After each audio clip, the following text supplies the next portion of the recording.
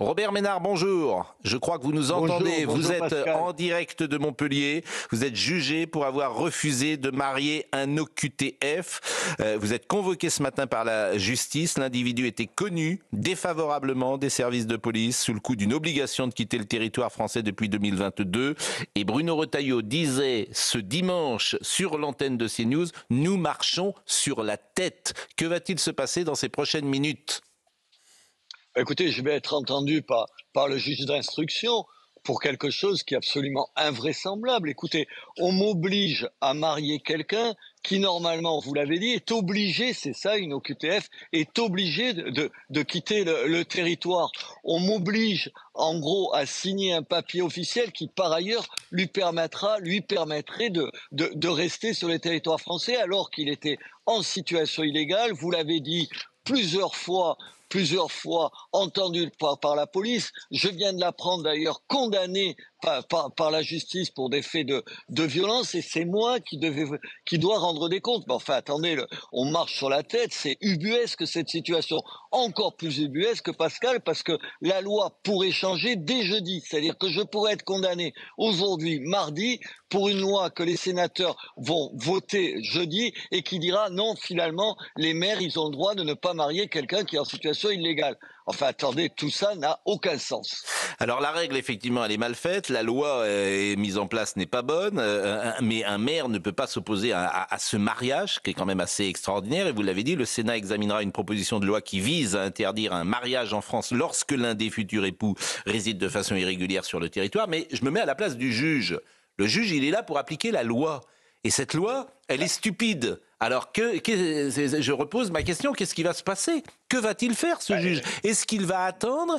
Est-ce qu'il va attendre effectivement jeudi, vendredi ? Que peut-il faire même, ce juge, puisqu'un juge applique la loi ?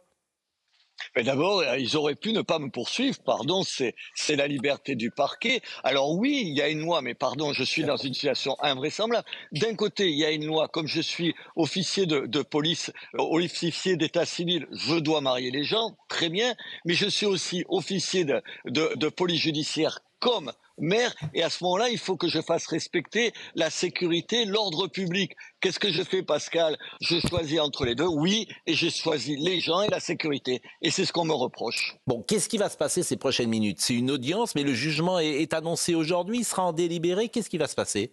Non, ce qui va se passer exactement, le procureur va me proposer de plaider coupable et va me proposer une peine. Je ne sais pas ce qu'il va me proposer. Et là, il y a deux solutions, où j'accepte. Et puis, je dis oui, je suis coupable, pardon d'avoir fait ça, ou je le refuse et je me retrouve devant le tribunal correctionnel.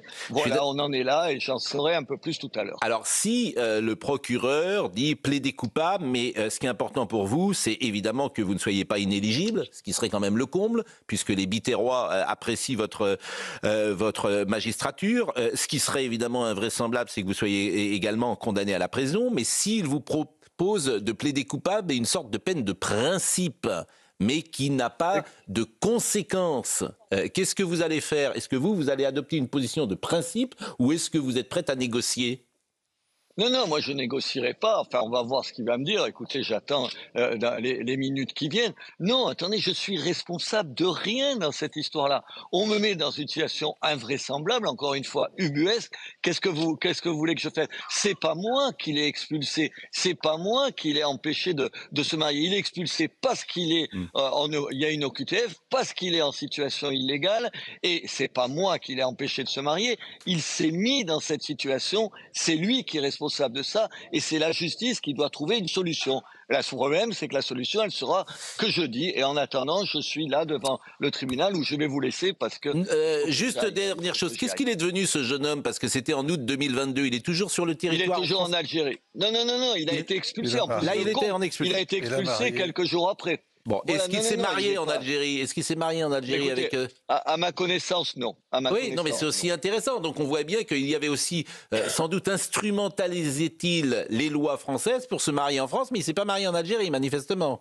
Donc l'histoire d'amour n'aura pas été au-delà, n'aura pas franchi la Méditerranée. Oh, mais oui, Julien. Je ne me prononce pas sur son histoire d'amour. Moi, c'est un principe. Je ne marie pas quelqu'un qui doit être obligé de quitter le territoire. Et je vois que vous êtes avec beaucoup d'élus qui sont avec vous, sans doute, derrière vous, et qui sont venus de Béziers, Ah oui, j'imagine.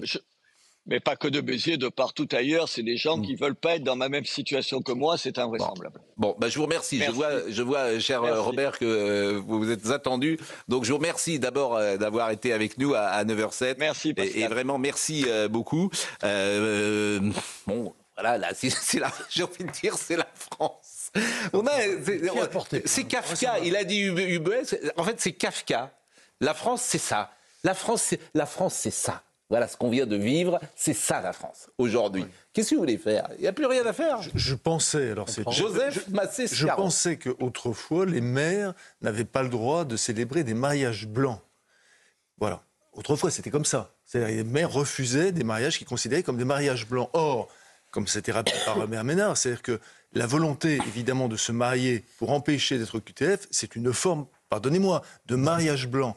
Il n'y a pas, Robert Ménard l'a très bien rappelé, c'est-à-dire qu'il n'y a pas une loi qui permet ce type de mariage, il y a simplement, en fait, une hiérarchie juridique, et dans cette hiérarchie juridique, le juge choisit, évidemment, la possibilité de marier le QTF. Et vous savez que la loi qui va être débattue cette semaine au Sénat pour justement faire évoluer la loi, elle peut se heurter au Conseil constitutionnel. Thomas Baudet. Qui, dans une décision il y a 20 ans, a estimé que ça allait contre la Constitution d'interdire le mariage aux personnes qui séjournent de manière irrégulière sur le territoire français. Donc en fait, même si on va en discuter au Parlement, on n'est pas certain qu'on puisse faire évoluer les choses dans une direction qui, effectivement, nous ramènerait vers le bon sens. Charlotte Dornelas. La seule chose, c'est que Robert, c'est parce que cette situation n'est pas nouvelle.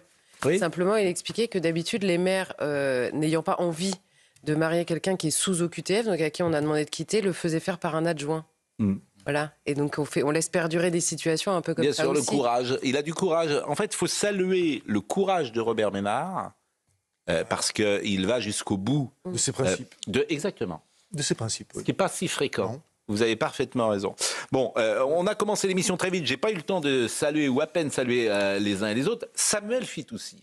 Est-ce que vous connaissez Samuel Fitoussi? Je lui ai demandé de venir parce que je le lis dans le Figaro et que vous me faites sourire parce que vous écrivez chaque lundi ces dernières semaines. Vous imaginez ce que sera la future présidentielle et ce que seront les futurs candidats.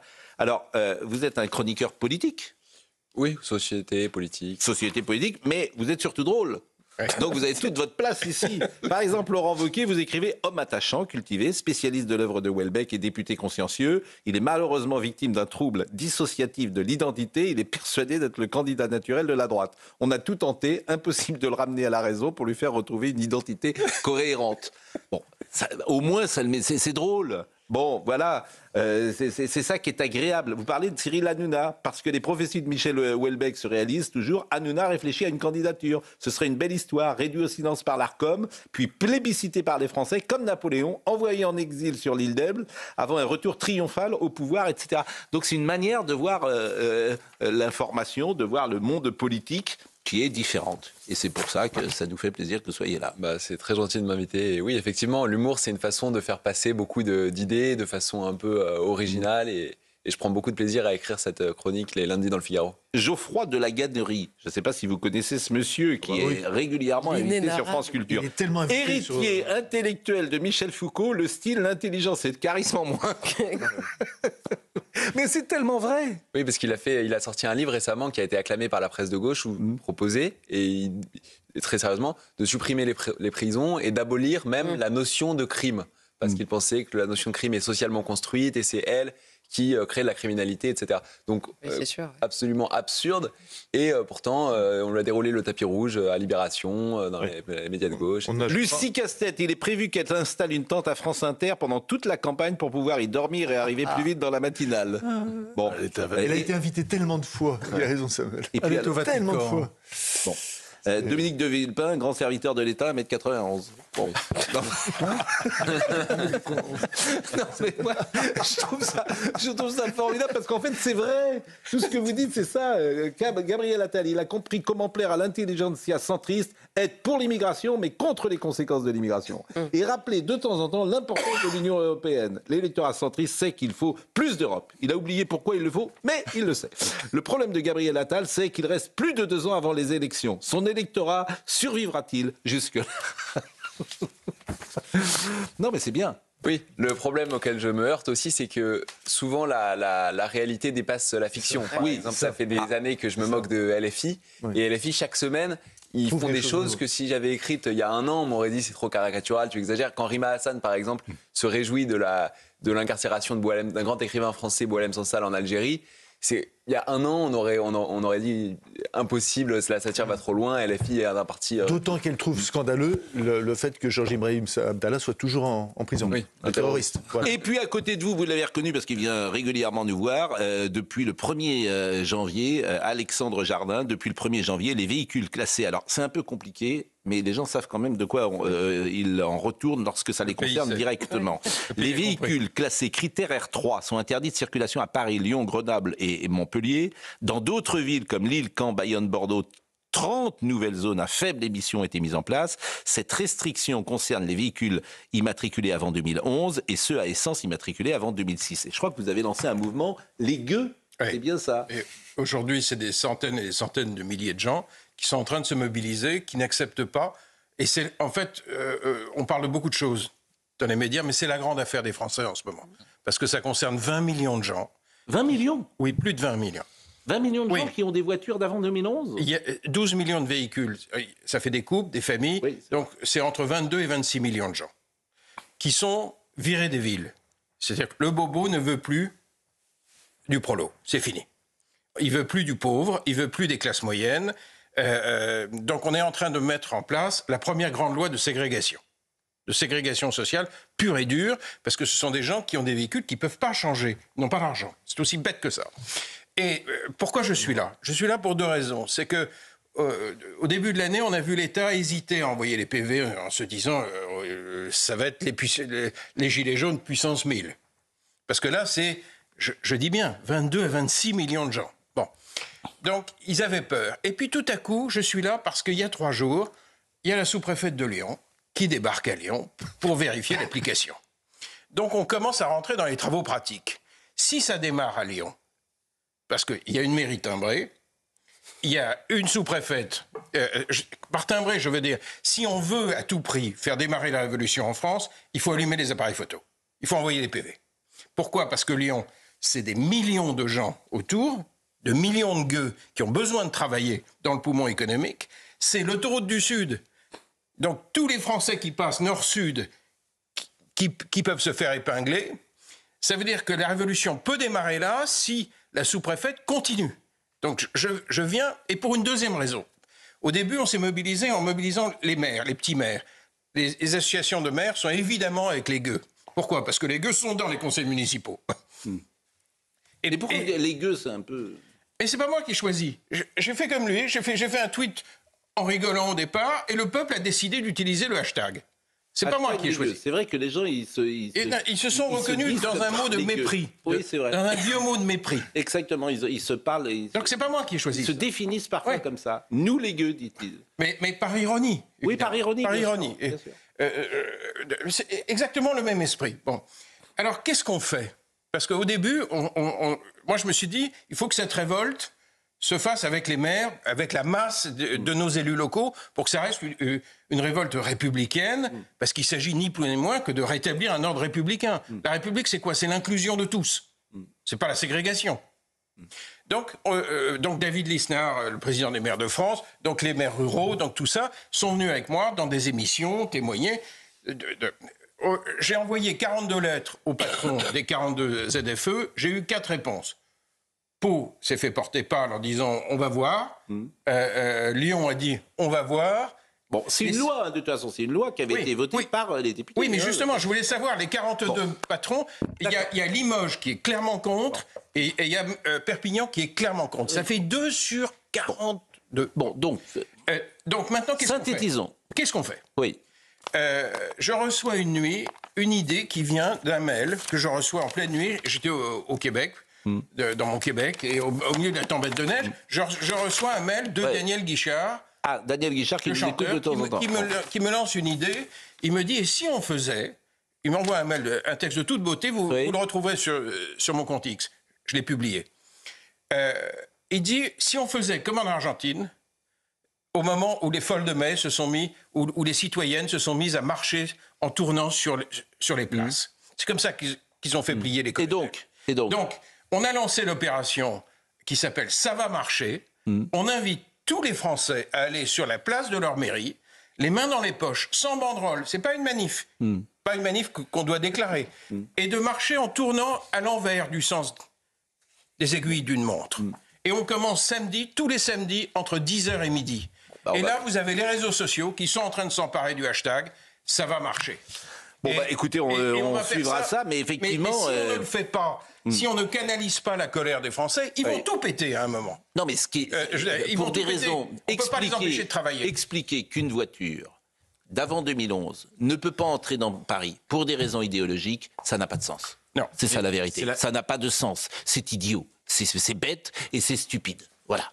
Donc, évidemment que tout ça est grotesque. Non, mais mais c'est la même chose. Et puis la voiture, c'est le travail. C'est la traduction concrète, plus largement, du mépris aujourd'hui de nos responsables politiques pour la France périphérique, comme on l'appelle parfois, parce que électoralement, ça ne les intéresse plus, ni la gauche, ni une partie de la droite, ni... Mais les hommes politiques, d'ailleurs, devraient se saisir de ce sujet, c'est un sujet très important, mais c'est de la même manière que, je veux dire, la voiture électrique, on n'est pas prêt pour ça. En fait, l'Europe a fait n'importe quoi et c'est tout le problème en ce moment. Je pourrais vous montrer une interview qu'a faite Sonia Mabrouk tout à l'heure, qui est extraordinaire. Sonia Mabrouk a demandé, en France ou en Europe, vaut mieux Elon Musk ou Thierry Breton? Silence de Thierry Breton qui a dit « je ne comprends pas la question ». Je peux vous dire que nous, on la comprend bien, la question, en fait. Et on la comprend bien. Tout le monde comprend que cette Europe, elle a mis les Européens, et donc les Français, en difficulté. Ça ne veut pas dire qu'il ne faut pas d'Europe, d'ailleurs. Mais tiens, écoutez cette...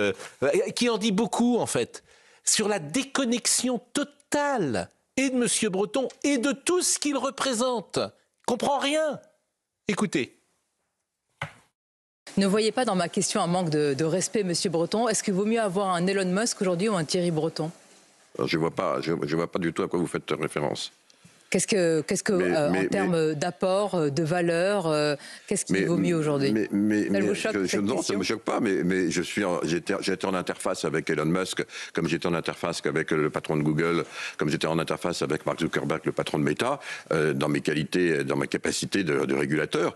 Un point, c'est tout. Je ne suis pas autre chose. Je ne me mets pas à la hauteur de ce que je ne suis pas. En réalité, je pensais que vous alliez dire les deux. Et ma question, c'est est-ce qu'il faut un Elon Musk français et donc européen, en rappelant que pour communiquer aujourd'hui à chaque catastrophe naturelle de Mayotte à Los Angeles, nous avons eu besoin de Starlink, de monsieur Elon Musk, SpaceX qui développe des méga-fusées, etc., etc. Et puis la dernière innovation, c'est l'intelligence artificielle, sujet qui vous intéresse. Deux éléments. D'abord, je le dis parce que j'ai été chef d'entreprise, j'ai été ministre, j'ai été commissaire européen. Sonia Mabrouk, avoir la responsabilité d'une collectivité humaine, lorsque l'on est à la tête d'une administration d'un grand pays, ça n'a rien à voir avec diriger une entreprise. Rien à voir. Croyez-moi. Il faut avoir d'autres qualités. C'est bien d'avoir les deux, mais ça ne s'improvise pas. Charlotte Dornelas, ça vous faisait réagir? Ah oui, non, mais je vais réagir sur un truc. Il a été en interface avec Elon Musk. Qu'est-ce que ça veut dire? Je ne sais pas. Personne ne parle comme ça, en fait, à part eux. Hein. Vraiment, personne. Je ne sais pas ce que ça veut dire. Ouais, c'est un bon résumé, je trouve. J'ai été en interface avec Elon Musk. Ah bon, très bien, bonne journée. J'ai pas compris. Je ne sais pas. J'ai deviné, mais... Je retiendrai le mot... Mais ils ne parlent pas normalement, ces gens, vraiment. On ne parle pas comme ça. On ne comprend pas ce que vous voulez dire, en fait. Mais moi, je suis à 100% d'accord avec vous. Je pense que tout ce personnel politique est un drame. Voilà, on va le résumer comme ça. Oui. Un drame. Mais c'est ça, et c'est ce que vous venez de dire, c'est-à-dire que personne ne parle comme ça. Ils ont sûrement des qualités. Avant, ces gens-là n'étaient pas en première ligne. Ils étaient dans les cabinets, dans les conseillers, et ils ont sûrement beaucoup de capacités. Hein. Mais ils ne sont pas faits pour faire ce qu'ils font. On sent que ça tournait. Voilà. C'est pas des hommes politiques au sens. Thierry Breton a commencé, c'est son meilleur poste quand il était plume de René Monory. Oui. Voilà. Il aurait dû le rester. Oui, il faut dire les choses comme elles sont. Mais c'est là qu'ils sont très forts. Et c'est à cela qu'il doit d'avoir été appelé par Jean-Pierre Raffarin comme ministre de l'économie. Moi, ce que je retiendrai surtout, c'est capacités de régulateur. Parce que le mot régulateur, l'Europe ne fait que ça. C'est-à-dire, l'Europe ne crée rien, mais régule sur ce qui est créé à l'extérieur. Bouchon de bouteille. Et mal en plus. Et mal. Et Daniel Guichard qui nous écoute dit ce n'est pas la pollution des véhicules qui est en question, c'est la date d'achat. Ouais. Certes. Mais on considère que parce qu'ils sont vieux, ils polluent. Mais c'est vrai que c'est une manière... Oui, mais ça n'a absolument aucun sens. Mais bien sûr que ça n'a aucun sens. Ça n'a aucun sens. Mais on considère que parce qu'ils sont vieux, ils sont plus polluants. Non, vous pouvez rentrer avec une Ferrari qui consomme, si elle est récente, en centre-ville.